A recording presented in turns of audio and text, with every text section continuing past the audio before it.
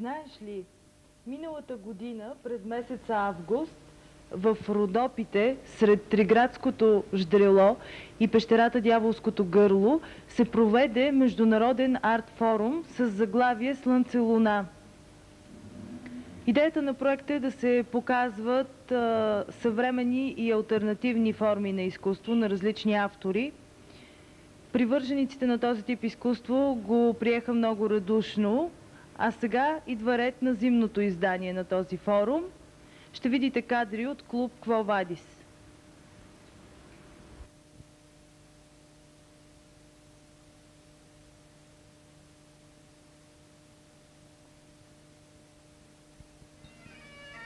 Арт-група Движещи се звукови картини продължи международният форум Слънце-Луна в зимното му издание, състояло се наскоро в клуб Quo Vadis.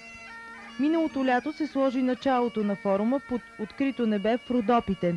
Интересът към него беше забележителен, към 1500 души, от почитатели на електронната музика до любители на българския фолклор. Зимното издание беше по-скромно по своите мащаби, около 300 човека за двете вечери на провеждането му, но за сметка на това много спонтанно. В програмата Слънце беше представен майстора на автентичен фолклор Джеймс Макдоналд Рийд от Шотландия. Той се включи в работните семинари фолклорно ателие, на които участниците учиха келтски песни и танци. Джеймс разказваше истории за това как се произвежда шотландското уиски и как го консумират в Шотландия.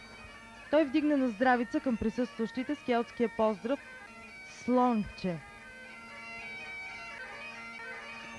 Представи се също така и алтернативната форма на танцовият спектакъл Кошкундалево.